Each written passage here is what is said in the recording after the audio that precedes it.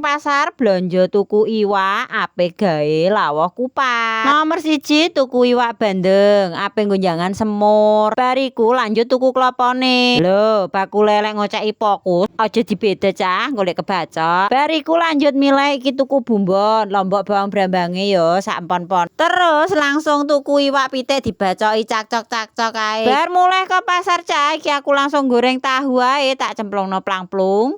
Terus dientas. Bar ngentas sak tahu langsung meres santen. Kayak santen sing akeh yo. Lawuhe kupat dudohe mesti akeh. Bar ngono lanjut langsung masak ae cah. Iki bumbone wis tak blender, tak oseng-oseng. Terus langsung ae dijegurno iwak pitik sak santene yo. Lali iki tak tambahi santen meneh. Kayak geni sing gedhe cah disugokno barap-barap. Lali tahune ora tak cemplungno cah, kari gurih. Langsung ae jegurno, tambahi roiko, uyah micin gula, aja sampe lali. Ricane aja sampe lali cah, iki mau lali gak tak video. Langsung ae tak tunggoni ning ngarepe pawon iki, umum bleguduk kaya ngene ndang junjung langsung disok. Grojok tak wadahi ember sing gedhe cah, soalnya keluargaku iki akeh, dadi koncone mangan yo akeh. Lanjut jangan nomor 2 yaiku botok plendung campuri iwak panggang pe.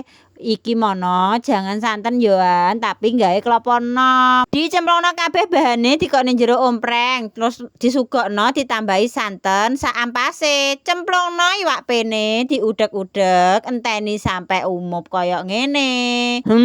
Jan mantep tenan. Jangan botok plendung iwak peku. Aja lali dibumboni ya cah ben ana rasane. Jangan kuwis mateng langsung tak sok grojok. Iki jangan sing nomor 2. Wis ngono iki lanjut jangan sing nomor 3 yaiku jangan semur bandeng karo tahu. Saliyane jangan opor karo botok, jangan semur bandeng iki yo mantep lho cah gawe lawuh kupat. Rasane yo enak tenan. Ning desaku ngene iki nek ana kupatan jangane ora cukup reno 1, mesti reno 3 utawa reno 2. Semur bandeng iki bumbune simpel cah, padha kaya bumbu semur liyane tapi bedane ditambahi santen nek ning nggonku karo kecap. Bumbu uyah micin gulane aja sampai lali ya.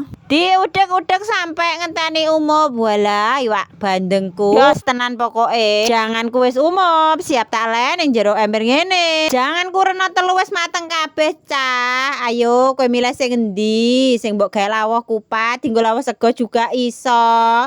Ayo lho, ndang mangan lho. Kowe ape milih sing endi iki? Wis ndang gage kupatku tak siram, jangan tak campur kabeh.